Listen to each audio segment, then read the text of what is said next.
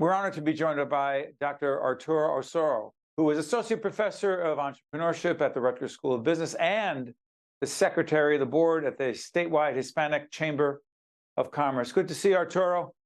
Good to see you, Steve.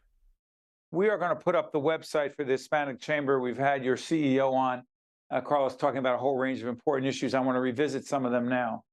The Hispanic community and their representation in the business community, how prominent is the Hispanic business community? Very good question. So if you were to take the Hispanic community in the US and put it in a ranking across the world, the Hispanic community will be about the 5th largest GDP of the world. In other words, if we're looking into, yes, the 5th. So if we're looking into the numbers, the Hispanic community in the US brings about 97 billion, that's billion with a B, $1 billion into the US economy. This is mostly because the large number of business and the youth of the community. So we're talking that across the US, we have about 140,000 Hispanic business contributing to the economy, providing access to products and services. In New Jersey alone, that number is about 20,000, I believe. The chamber represents 6,500, so it's a big number. Let me follow up with this. As expansive as the Hispanic business community is, everyone involved in a business, particularly small business, but all business, our business, greatly affected by the pandemic. As we're doing this program, March of 2024 will represent 4 years into this global pandemic. Yes. How would you argue that, or what would you say the Hispanic business community's greatest challenges are from recovering, in the effort to recover from the pandemic, based on the incredibly difficult challenges they faced? Any different than the rest of us? Very different in terms of how it connects and the type of challenges. So to recover, we need money. You need to buy materials, you need to bring back marketing, you need to connect people. So if I am a non-Hispanic business requesting a loan, let's go for a small business. We know the numbers. The small business is defined by the Small Business Administration of the US, so we're talking tiny numbers, $100,000. I am a non-Hispanic business looking for $100,000 in a loan. I have about 50% chance to get my loan. Same business, same amount of money. Now the face on the picture is Hispanic, 20% chance to get the loan. If we go, why? Because that's a very good question. There are multiple elements to it. Number one, the way that we present ourselves tend to be more shy. The way that we record the numbers sometimes is more difficult. We tend to be more cautious when we report. We tend to trust less and tend to work more in close-knit communities. That is for the inside part of it. On the outside part of it, there's discrimination. There is some intrinsic bias that we don't look at it. There are some problems that this has been also translated to artificial intelligence recordings.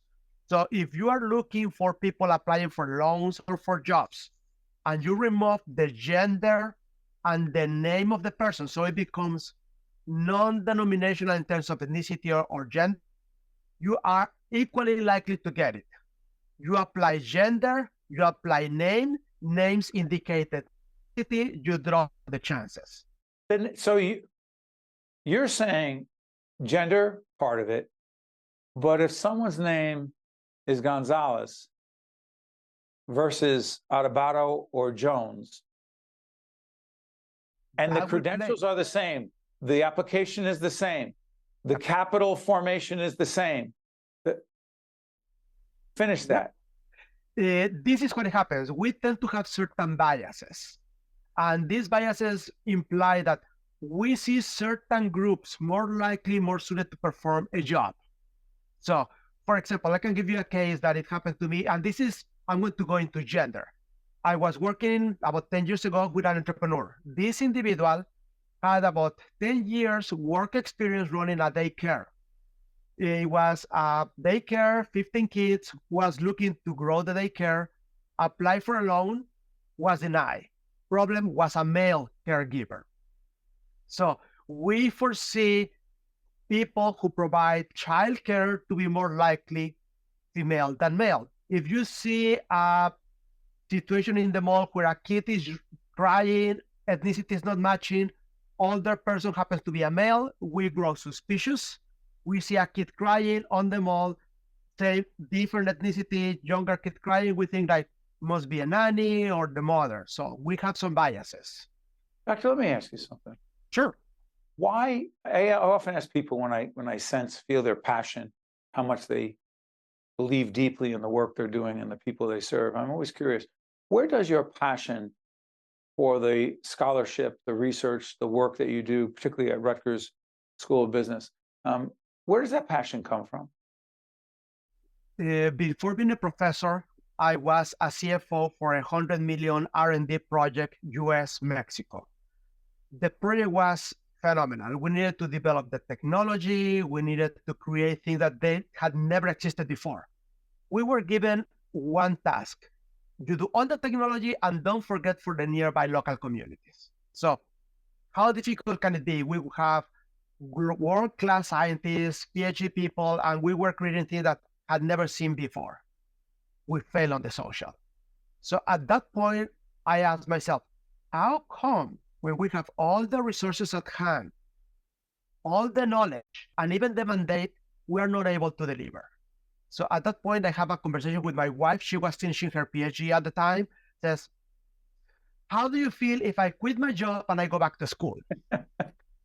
So quit my job and I ask, what do we do not know? Because if we know what we know, we can ask the question.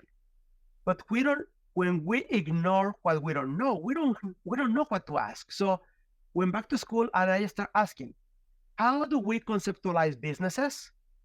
How come sometimes we have problems with businesses? And the answer was simple, and that's how I became a professor at Rutgers.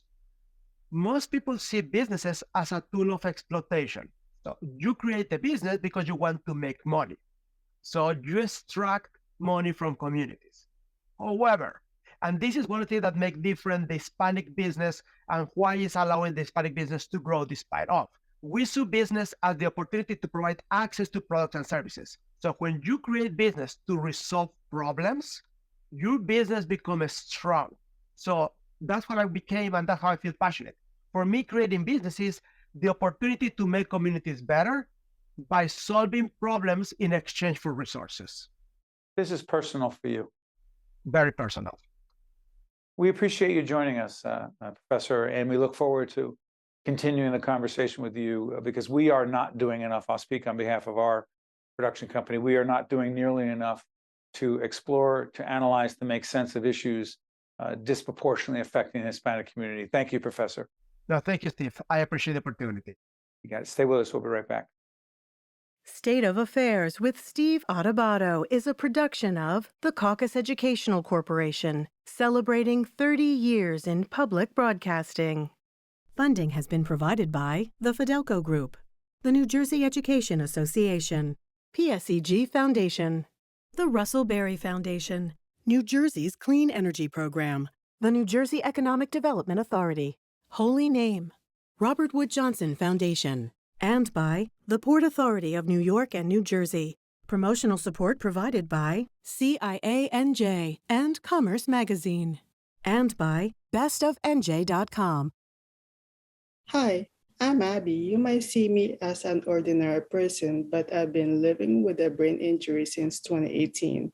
Opportunity Project gave me hope, and I've gained confidence through job skill training and helping my family. Despite my challenges with memory, I see a possibility to keep improving. If you have a brain injury, you don't have to face your road to recovery alone. Learn more about Opportunity Project and its partnership with Children's Specialized Hospital.